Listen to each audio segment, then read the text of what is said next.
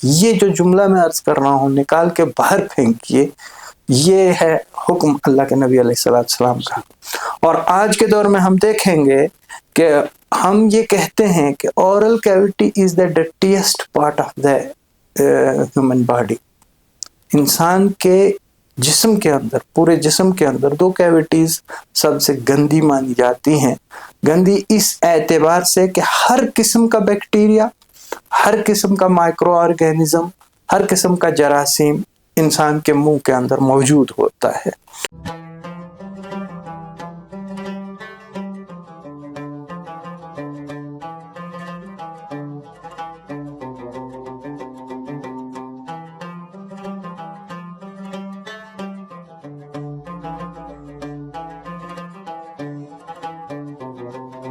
Kashmir life کے خیبر آج کی ملاقات کی سیریز میں آپ کا خوش آمدید۔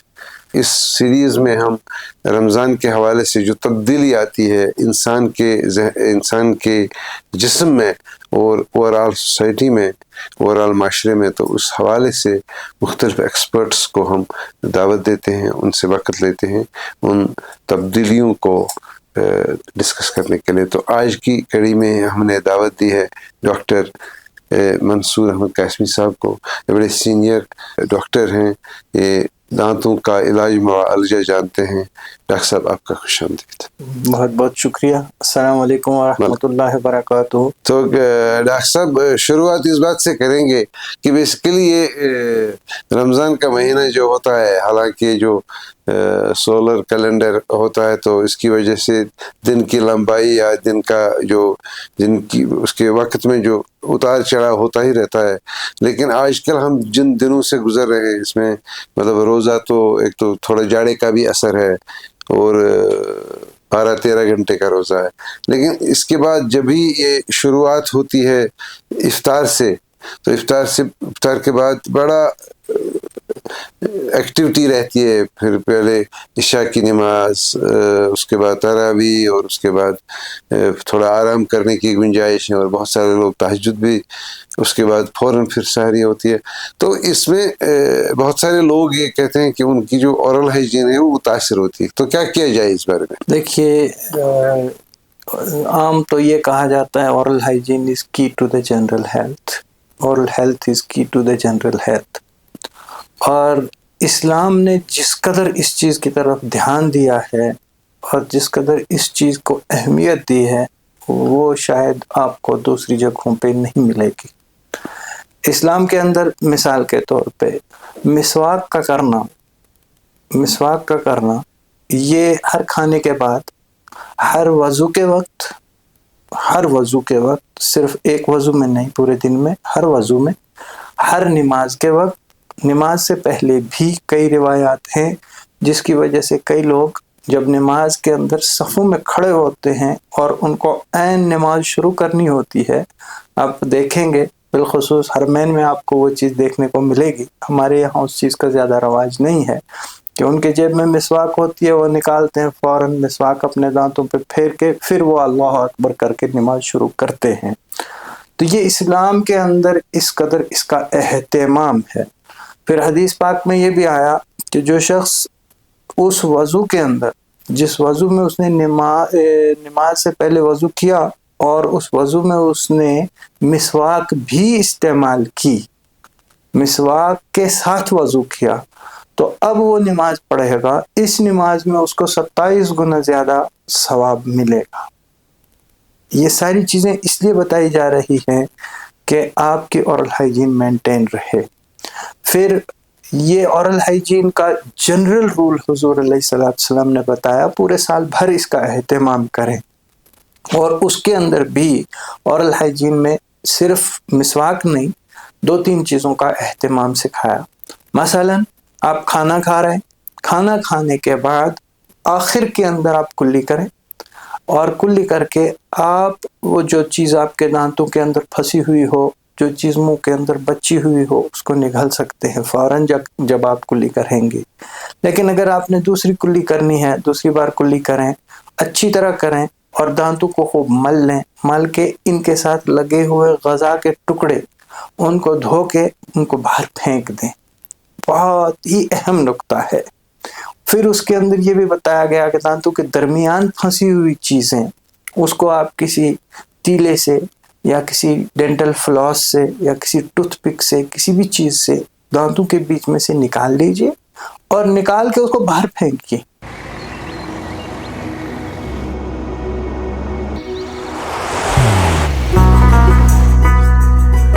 محبت وہی جو دل سے ہو، عبادت وہی جو دل سے ہو، دعا وہی جو دل سے نکل آئے، بات وہی جو دل سے کہی جائے، دوست وہی پکا جو دل سے ساتھ نبھائے، رشتہ وہی بے جوڑ جو دل سے جوڑا جائے. دل سے ہی تو ہوتے ہیں ارادے چٹان سے، دل سے ہی تو بنتے ہیں گھر خالی مکان سے. دل سے بنی ہر چیز پشتوں تک چلتی ہے، اس لیے خیبر سیمنٹ کا ذرہ ذرہ دل سے بنا ہے، تاکہ آپ جو کچھ بھی بنائیں دل سے بنائیں. خیبر سیمنٹ، دل سے بناؤ. یہ جو جملہ میں عرض کر رہا ہوں نکال کے باہر پھینکیے، یہ ہے حکم اللہ کے نبی علیہ السلام کا. اور آج کے دور میں ہم دیکھیں گے کہ ہم یہ کہتے ہیں کہ oral cavity is the dirtiest part of the human body.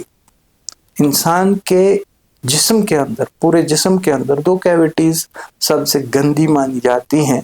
گندی اس اعتبار سے کہ ہر قسم کا بیکٹیریا، ہر قسم کا مائکرو آرگینزم، ہر قسم کا جراثیم انسان کے منہ کے اندر موجود ہوتا ہے. اس میں کچھ فائدہ بخش بھی ہیں، کچھ نقصان دہ بھی. اب جب آپ نے کھانا کھایا اور آپ کا کھانا آپ کے دانتوں میں پھنس گیا، اس کو چند منٹ کیا کہ چند سیکنڈ بھی نہیں ہوئے ہوتے، یہ سارے جراثیم اس کے اوپر ٹوٹ پڑتے ہیں اور وہ کھانے کا ٹکڑا، وہ گوشت کا ٹکڑا جو دانتوں میں پھنسا ہوا ہے، وہ پورا جراثیم کی پیداوار سے بھرپور ہوتا ہے. آپ نے تیلے سے اس کو نکالنے کے بعد اگر آپ وہ کھا لیں، نگل لیں، تو یہ پوری جراثیم کی کھیپ آپ کے معدے کے اندر چلی جائے گی. اللہ کے نبی نے کیا سکھایا؟ اس کو باہر پھینک، تو اس کو مت کھاؤ. تو یہ باہر پھینکنا سکھایا. تو معلوم ہوا کہ یہ 3 چیزیں ہیں، یعنی پہلے مسواک کا استعمال، دوسرا کلی کا کرنا، اور تیسرا آپ اپنا خلال وغیرہ جو بھی ہو اس کا استعمال کرنا. بالکل بے عین ہی آج کی ورلڈ کے اندر جو سائنٹیفک رولز ہیں اس میں بھی یہی 3 چیزیں ہیں. اس میں ہم کہتے ہیں برشنگ، رینسنگ اینڈ فلوسنگ. یہ 3 چیزیں آ گئی. وہی 3 چیزیں ہیں جو اللہ کے نبی علیہ السلام نے سکھائی ہوئی ہیں. تو اب سوال ہے رمضان کا. وہی میں پوچھنے جا رہا تھا کہ ٹائم ہی نہیں ہے، کیا کریں؟ بہت سارے لوگ کہہ رہے ہیں عام حالات کے اندر تو آپ کبھی بھی کر سکتے ہیں، شیڈول اس کا ہوتا ہے، جیسے بھی آپ کا معمول ہو اس کے حساب سے کر لیں. لیکن رمضان میں کیا کیا جائے؟ رمضان میں یہاں پہ ایک سوالیہ نشان یہ آتا ہے کہ جو ہم پیسٹ استعمال کرتے ہیں، ٹوتھ پیسٹ، اور اس کے ساتھ برش کرتے ہیں، بعض لوگ تو اس کو دن بھر کے لیے الاؤ کر رہے ہیں، لیکن امت کا اکثر حصہ وہ یہی مسئلہ بتا رہے ہیں. علماء کرام، مفتیان کرام، وہ یہ فرماتے ہیں کہ ٹوتھ پیسٹ دن کے وقت میں استعمال نہ کیا جائے. اچھا، اس لیے نہ کیا جائے کہ اس سے روزہ آپ کا مکروہ ہو جائے گا. روزے کے دوران جب آپ ٹوتھ پیسٹ استعمال کرتے ہیں تو 2 چیزوں کا خیال رکھنا پڑے گا. ایک تو یہ کہ اس کی جھاگ یا اس پیسٹ کا کچھ حصہ اب نگل نہ جائے. ایک تو یہ ہے، اگر وہ اندر چلا گیا تو روزہ تو ٹوٹا ہی ٹوٹا. اور دوسری چیز یہ ہے کہ وہ نہ بھی جائے پھر بھی آپ کے منہ کے اندر، پوری اورل کیویٹی کے اندر اس کے مختلف انگریڈینٹس جو ٹوتھ پیسٹ کے ہوتے ہیں وہ رہ جاتے ہیں، ان کے اثرات باقی رہ جاتے ہیں. اور جب آپ تھوڑی دیر کے بعد کلی کرنے کے باوجود بھی تھوڑا سا آپ کے منہ کے اندر تھوک جمع ہوئی، اس کو نگلیں گے تو اس کے اندر اس کے اثرات لازماً موجود ہوں گے. اس لیے متفقہ طور علماء کا یہی فیصلہ ہے کہ دن کے وقت کے اندر روزے کے دوران آپ ٹوتھ پیسٹ کا استعمال نہ کریں. اس کے لیے بہتر اور افضل طریقہ یہ ہے کہ آپ نے جب شام کو کھانا کھا لیا، افطار کر لیا، افطار کے بعد तरावी से पहले, तरावी के बाद, जब भी आप वजू नया ताज़ा बनाएंगे उस वक्त आप अपना टूथपेस्ट यूज़ कर लीजिए। इसी तरह आप सहरी में उठे हैं तो सहरी में आप अपना टूथपेस्ट इस्तेमाल कर लीजिए, तो पेस्ट की जो तसल्ली आपको मिलती है वो हो गई। दिन भर आप मिसवाक कर सकते हैं, मिसवाक करने के अंदर दिन के दौरान कोई भी पाबंदी नहीं है, मिसवाक आप कर सकते हैं। आप हरी मिसवाक, जो हमारे यहाँ पे अक्सर बेद के दरख्त हैं, गाँव के देहात के अंदर हर जगह होते हैं, वीरियातवानाज कशीर पट वीरियो मिसवाक बहुत ही मुफीद है, उसको आप इस्तेमाल करें। ऐसे ही जो हरी मिसवाक आती है बाहर से भी, पीलू की भी होती है या नीम की भी होती है, तो वो भी इस्तेमाल की जा सकती है। उसको चबाएं, उसको चबाने की भी इजाज़त है, उस मिसवाक को इस्तेमाल करने की भी इजाज़त है। हाँ, उसके असरात जो आपके मुंह के अंदर रहेंगे उनको थूक दें। या आप खुश्क मिसवाक जो पीलू की आती है, जो आम आपको बाहर के मुल्कों से पैकेट भी मिलेगी, बिल्कुल ताज़ा भी मिलेगी, उसको इस्तेमाल करने के अंदर कोई कबाहत, कोई हर्ज की बात नहीं है, बाकायदा इस्तेमाल की गई है, अल्लाह के नबी सल्लल्लाहु अलैहि वसल्लम ने सिखाई है और तब से लेके आज तक उसके इस्तेमाल की इजाज़त है। नंबर 2, आप कुल्ली कर सकते हैं, कुल्ली करने में कोई पाबंदी नहीं, हर वज़ू आपको बनाना है, आप कुल्ली कर सकते हैं, लेकिन कुल्ली के दौरान आप पानी का गरारा ना लें, हलक की तरफ पानी ना जाए, वो पानी आप निगल ना लें। ऐसे ही अगर आपको लगे दिन के वक्त में भी कि कोई चीज़ दांतों में फंसी है, उसके साफ करने के अंदर मामानियत नहीं है, मामानियत सिर्फ इतनी है कि उसको निगले नहीं, उसको फेंक दें, तो रोज़े पे असर नहीं होगा, ऑरल हाइजीन मेंटेन रहेगी।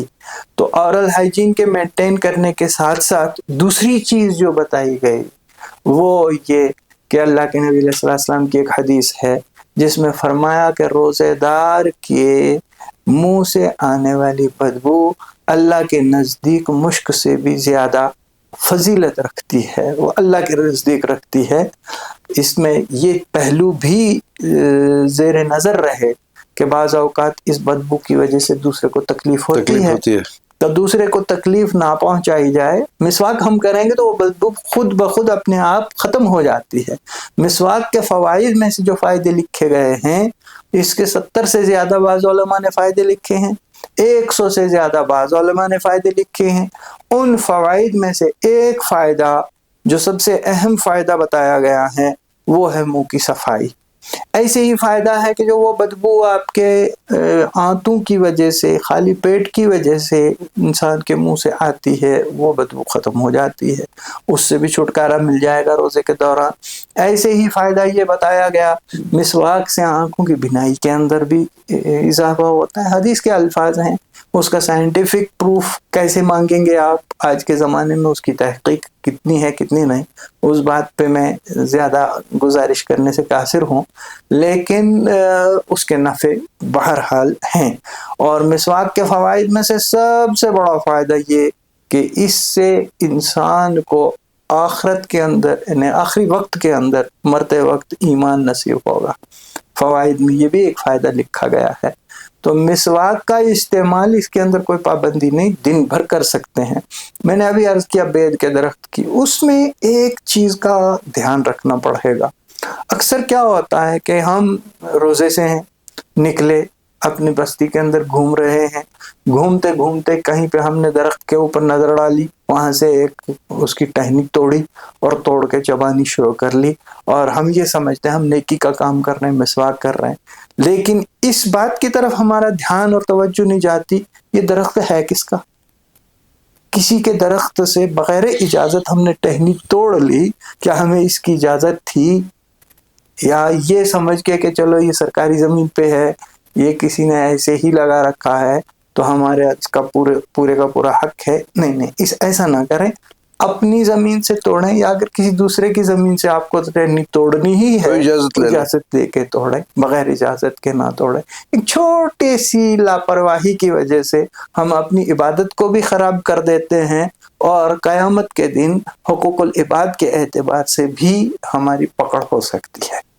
किसी का दांत खराब हो जी इस महीने में, तो वो रोज़े से हो, تو کیا وہ آپ کے پاس آ سکتا ہے؟ بالکل آ سکتا ہے، ہر طرح کے علاج کر سکتا ہے، وہی میں نے عرض کیا۔ اچھا، دانت کے علاجوں میں سے مختلف علاج ہیں، مثلاً اس کو آپ انجیکشن لگانے کی ضرورت پڑی، چاہے وہ انجیکشن ہم دانت کے اندر لگائیں، چاہے وہ انجیکشن ہمیں دوائی کے طور پہ اس کی رگوں میں بھرنے پڑے یا اس کے مسلز کے اندر بھرنے پڑے، اس کی پوری اجازت ہے، اس سے روزہ نہیں ٹوٹتا۔ اچھا، ایسے ہی دانت نکالنا پڑ گیا، نکال لیا، خون آئے، کوئی حرج نہیں، روزہ نہیں ٹوٹے گا۔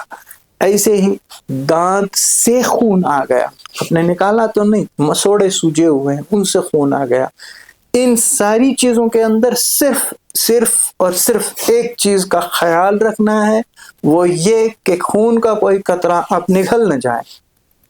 یا اس کے ساتھ ساتھ بہت سارے ایسے علاج ہیں، جیسے روٹ کینال آپ کر رہے ہیں، جیسے آپ کسی کے دانت بنانے کے لیے اس کی پیمائش کر رہے ہیں، امپریشن لے رہے ہیں، اس میں امپریشن میٹیریل آپ نے اندر لے لیا، آپ اس کی فلنگ کر رہے ہیں، آپ اس کا کوئی بھی کام کر رہے ہیں پیشنٹ کا، اس کام کے دوران کوئی بھی چیز نگل نہ جائے، بس اتنا احتیاط رکھنے کی ضرورت ہے۔ جیسے صفائی کرنی ہے دانتوں کی، صفائی کرنے میں خوب پانی چھڑکا جاتا ہے۔ اب اس میں ایک احتیاط کا پہلو جو ہے وہ یہ ہے کہ اکثر و بیشتر جب پیشنٹ ایسے سر رکھ کے بیٹھتا ہے اور آپ اس کا علاج کرتے ہیں تو اس چیز کا احتمال ہے، گنجائش ہے کہ کوئی پانی کا قطرہ، کوئی اس کی گھونٹ جو اس کے تھوک وغیرہ میں ملا ہوا ہے سارا، یا کوئی دوائی کا کوئی قطرہ اس کے جسم کے اندر چلا جائے، اس کے پیٹ میں چلا جائے۔ ان ساری چیزوں کو مد نظر رکھتے ہوئے بہتر اور افضل یہ ہے کہ وہی علاج کیا جائے جو بہت زیادہ ضروری ہو۔ یعنی مثال کے طور پہ صفائی کرنا کوئی لازم نہیں، آج نہیں کی، مہینے بعد کر لی، ہو جائے گی۔ ایسے ہی ایک انسان کا دانت نکالنا، وہ مر رہا ہے درد سے، اس کا دانت نکالنا ایمرجنسی بن گئی، تو یہ ایمرجنسی کی صورت کے اندر کر لیں ٹریٹمنٹ، اور اتنا ہی کریں جتنا اس کی ایمرجنسی ہو۔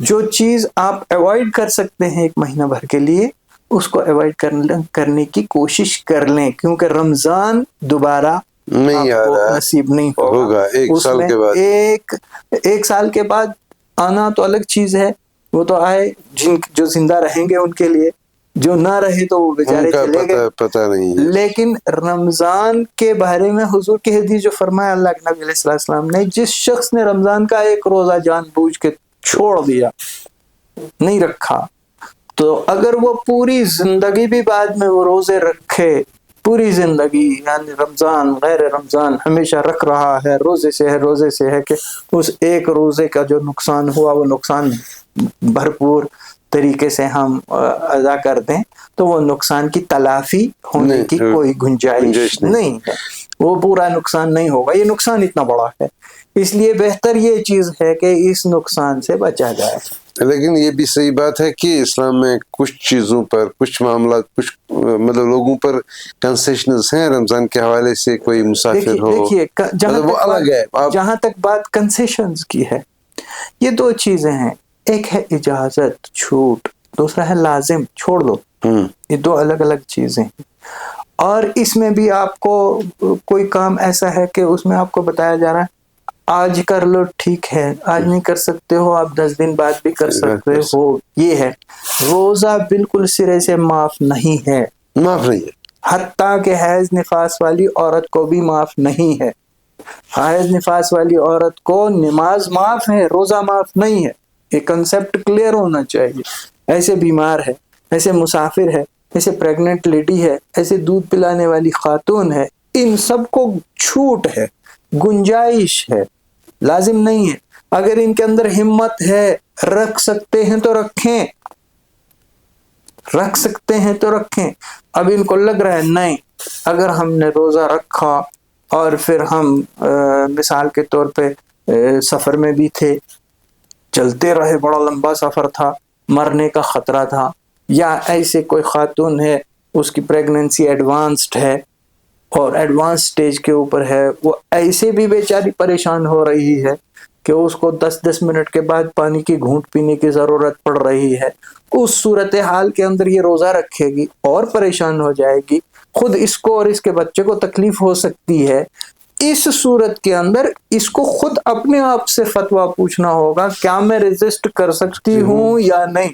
فیصلہ اس کے اپنے ضمیر پہ ہوگا، یا اپنے ضمیر سے پوچھے. ایسے مسافر، آج کا مسافر تو مسافر ہی نہیں، یہاں سے آپ سحری کھا کے تم تو چلے جائیے، تو آپ بامبے میں، آپ دلی میں، آپ کسی بڑے دوسرے شہر میں، حتیٰ کہ دوسرے ملک میں جا کے افطار کر لیجیے. لوگ تو مکہ مدینہ میں سحری کھا کے یہاں آ کے افطار کر لیتے ہیں، ان کو وہ دقت تو نہیں ہوتی، جو سفر کی صعوبتیں ہیں وہ تو نہیں ہوتی، بالکل آسان سفر ہے. اس صورت میں بہتر کیا ہے؟ روزہ رکھ لو.